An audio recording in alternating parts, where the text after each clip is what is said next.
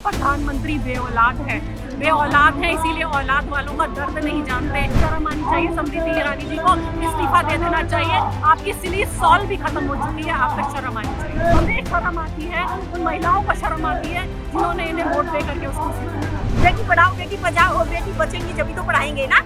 कहाँ बच रही है? क्या ये न्यू इंडिया है जिसमें हमारी बेटियां नंगी घूमे, हमारी बेटियों के साथ बलात्कार हो?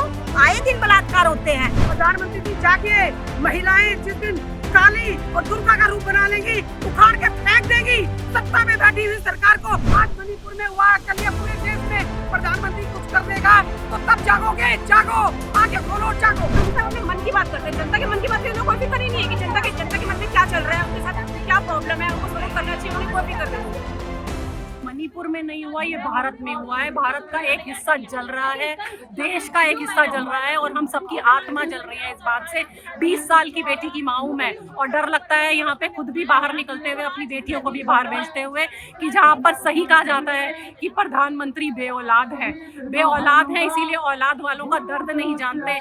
सिली सॉल महिला बाल विनाश मंत्री ये तभी जागती हैं जब इनकी बेटी के अवैध बाहर के ऊपर बात उठाई जाती है, वरना बाकी सब बेटियों के लिए इनकी सॉल मर चुकी है। शर्म आनी चाहिए स्मृति ईरानी जी को, इस्तीफा दे देना चाहिए। आपकी सिली सॉल भी खत्म हो चुकी है, आप पे शर्म आनी चाहिए। यही न्यू इंडिया है जी बिल्कुल, देखिएगा कि यही न्यू इंडिया है इनका, कि जहां बेटियों को नंगा परेड कराया जा रहा है। शर्म आनी चाहिए, डूब से मरना चाहिए। 60 दिन से ऊपर हो गए हैं और प्रधानमंत्री जी इतनी सी लिपापोती कर रहे हैं इस बात के ऊपर, तो ये दर्शाता है और बिल्कुल साफ दर्शाता है कि बेऔलाद है तो औलाद वालों का दर्द क्या जानेंगे। जिम्मेदार कौन?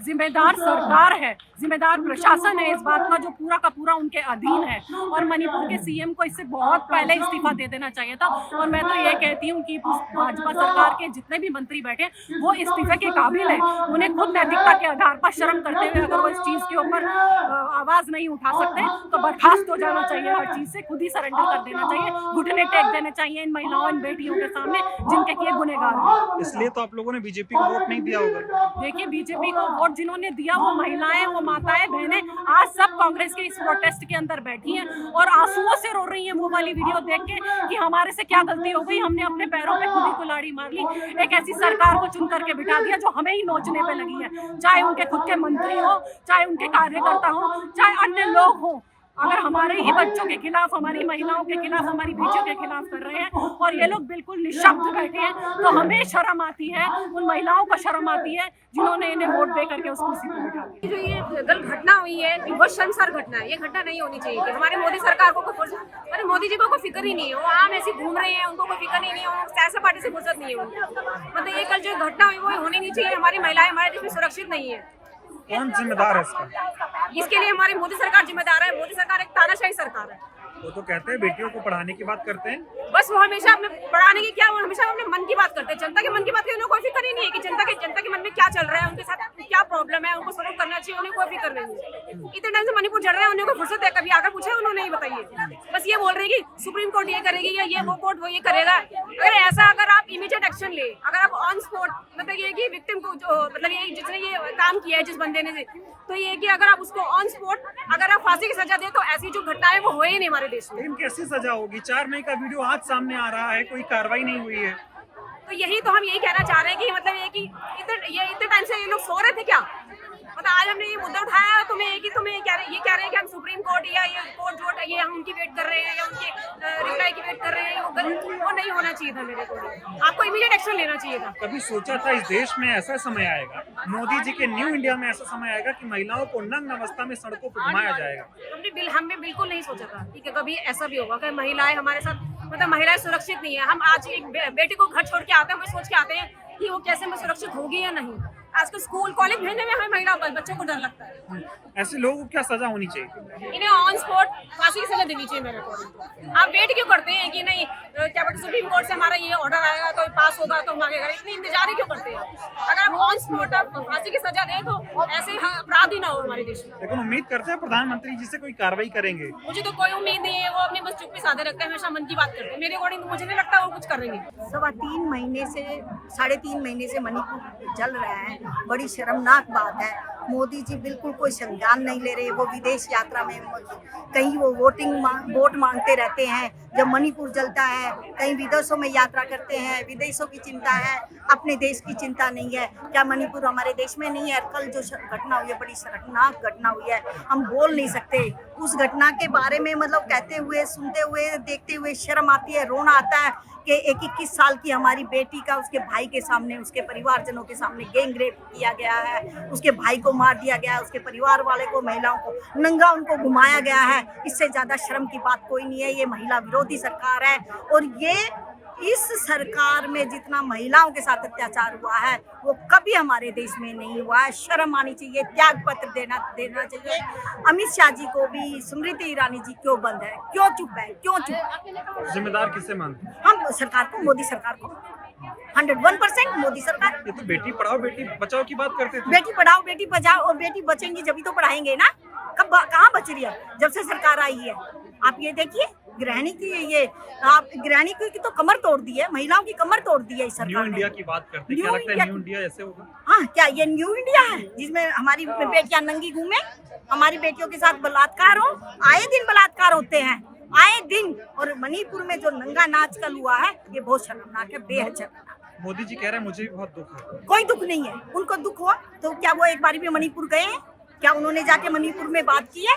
क्या उनका कोई भी मंत्री मणिपुर में गया है? उन्होंने संतावना दी है? उन्होंने सॉल्व करने की चिंता की है इस जो मामला हुआ है? देखिए, 33 दिन से मणिपुर जल रहा है और देश का प्रधानमंत्री विदेश घूम रहा है। ये घूमना क्या सही है? देश में इतनी हिंसक घटनाएं, कभी बाढ़ पीड़ित एरिया, इतनी बुरी हालत है, पर इनको, देश के प्रधानमंत्री को, जब ये प्रधानमंत्री बने थे, इन्होंने बहुत बड़ा नारा दिया था, बहुत हुआ महिलाओं पे, बेटियों पे अत्याचार, अब की बार मोदी सरकार, और इन्होंने कहा था बेटी बचाओ बेटी पढ़ाओ। आज बेटियां इनसे बचानी मुश्किल हो रखी हैं और मणिपुर में 33 दिन से लगातार ये हिंसक घटनाएं चल रही है। मणिपुर जल रहा है और उस बेटी का आज उसने मुंह खोला है। 33 दिन से चुप्पी क्यों साधी हुई थी? क्या उनको बेटियां दिखाई नहीं देती? उनको वो अंधी बहरी सरकार, जब तक इन बेटियों पे, महिलाओं पे जो अत्याचार हो रहा है, इन पे चुप्पी नहीं तोड़ेंगे समय पे। देख लो कितना यूपी में घटनाएं हुई, हर देश में, हर कोने कोने में ऐसी घटनाएं हो रही हैं, पर प्रधानमंत्री जी चुप्पी साधे बैठे रहते हैं। जब वो अंत आ जाता है, जब बुरा हाल हो जाता है, तब वो चुप्पी तोड़ते हैं। प्रधानमंत्री जी से मैं गुहार करती हूँ और रिक्वेस्ट करती हूँ, हाथ जोड़ के विनती करती हूँ, अभी तो प्रधानमंत्री जी जागिए। महिलाएं जिस दिन काली और दुर्गा का रूप बना लेंगी, उखाड़ के फेंक देगी। सत्ता में बैठी हुई सरकार को कभी नहीं होने देगी अगर महिलाओं पे और बेटियों पे इस तरीके के अत्याचार हुए तो। स्मृति ईरानी तो महंगाई पे पहले सिलेंडर लेके निकलती थी, बेटियों पे करती थी अत्याचार हो रहा है, आज वो खुद इन चीजों में, उनकी बेटी पे क्या हुआ उसको छुपाने के लिए उसने सारी चीज भूल जाती है। और जब देश की बेटियों पे कुछ भी होता है तो चुप्पी, मुंह पे टेप लगा के बैठ जाती है। स्मृति ईरानी जी, आपको रिक्वेस्ट कर रही हूँ अभी हाथ जोड़ के, या तो चुप्पी तोड़ो और जाकर एक बार मणिपुर में उस महिलाओं और बेटियों के साथ बैठ के उनका दुख का कुछ निवारण करवाओ। हमारे राहुल गांधी जी ने जब यात्रा निकाली थी ना, यही संदेश दिया था कि मोहब्बत की दुकान, ऐसी ही मोहब्बत की दुकान खोलना चाहते थे वो, कि जिससे उन बेटियों के माँ बाप से बात कर चुके हैं और वो बात करें और उनकी जितनी भी हो सके उनसे बात करके, वो हर चीज हर किसी को नहीं बता सकते।